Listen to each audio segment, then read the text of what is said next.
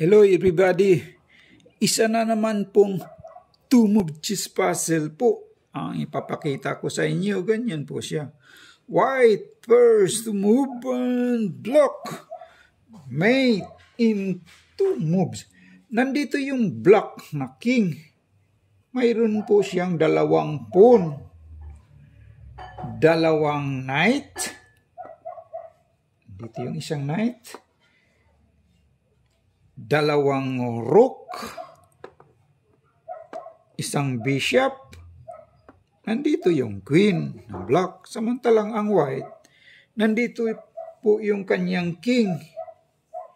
Mayroon din po siyang dalawang bishop, dalawang rook, isang knight, at isa lang ang pawn niya. Nandito po yung isang pawn. White first move and block. Mate in two moves. Ang direction ng white, pag ganyan po, pa-forward. Samantalang ang black, ang direction, pag ganyan po. Sa loob lang ng dalawang malikhain na galaw ng white, ay mamatihin na po itong black king. Nandito po. Baliwala na po siyang matatakbuhan yan. Ganyan po, corner na siya. Two moves. Maari pong mag-check din yan ang kanyang rook.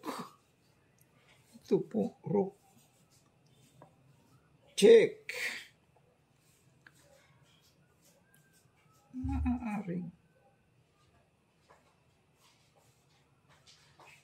double check na po niyan. Check ng queen, check ng rook. Pupunta lang itong king dito. Pag ganyan, nasaan na yung check for mate dyan? Pag ganyan. Pag nag-check naman itong queen dito, mayroon pa naman siyang matatakbuhan. Wala ding mati. Pag dito naman siya mag-check ang kanyang queen, tatakbo siya rito. Pag nag-check naman itong kanyang rook dito, makatakbo pa naman siya dito. Ang king, wala ding mati po niyan. Knight. Kakainin din yung knight ng black. Check. Mayroon naman po siyang rook. Kakainin lang po. Ganyan. O nasaan na yung check for mate dyan? Pag ganyan. Pag nag-check siya yung rook dito, makain itong pawn. Or pupunta siya rito. Pag nag-check naman itong kakainin niya yung rook para mag-check, pupunta lang siya dito. Wala ding mati po pag ganyan. Wala ding mati pag nag-check itong kanyang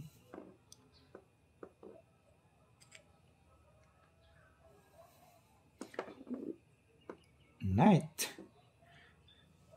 White first move and block. Check.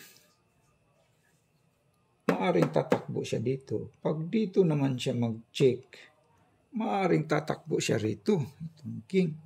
So, wala pong mati niyan.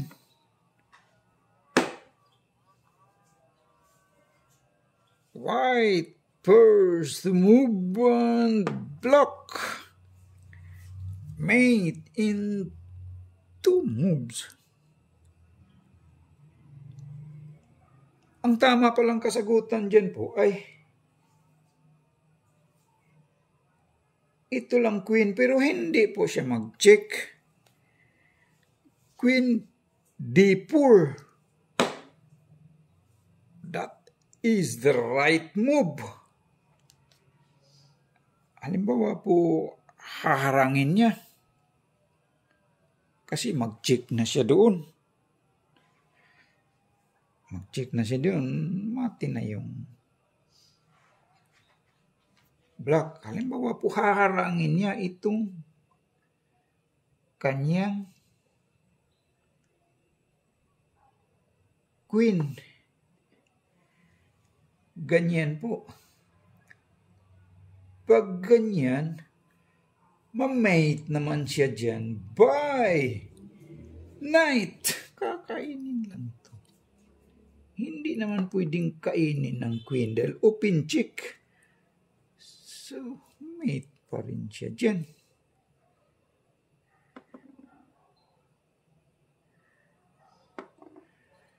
Mate dyan. Halimbawa po, itong pangharang naman niya, ang kanyang rook, iharang natin. Iharang niya itong rook. Ganyan. Pag ganyan, mamate naman siya dyan. By knight. Checkmate. Mati pa rin dyan. So, ano pang pangharang niya dyan?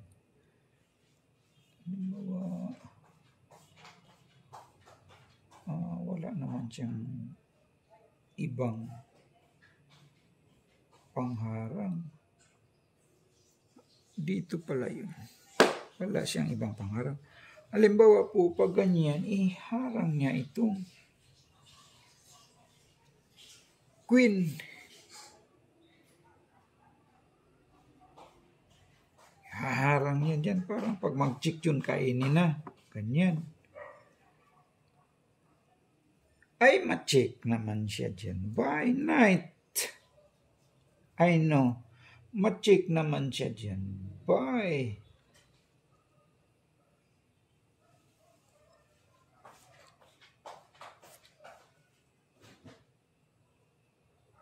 pag ganyan, ma-check siya dyan. By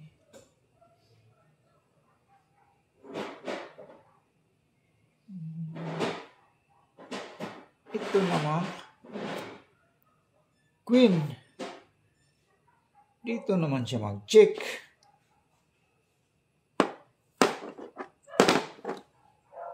Ma-check siya dyan by queen. Checkmate.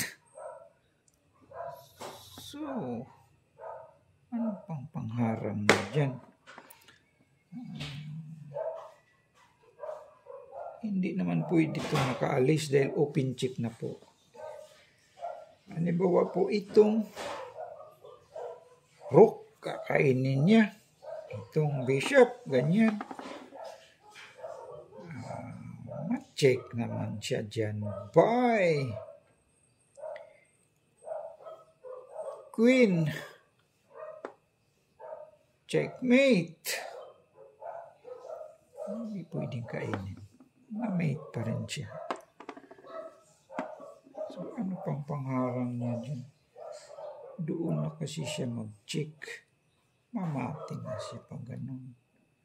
So, ang pangharang niya, itong knight. Halimbawa lang, itong knight ang iharang niya. Ganyan. Pag ganyan, ma-check naman siya dyan. By knight. Kakainin lang, checkmate. Hinarangan na niya yung rook. Hindi na makain. Mati pa rin siya dyan.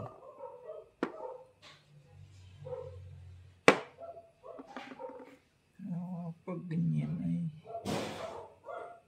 wala na po siyang iba pang pangharang dyan. Mamati na siya. So, that is the right move. Maraming salamat po sa lahat ng nag-view po. At para naman sa hindi pa nakapag-subscribe po, please like and subscribe na lang po. Thank you po.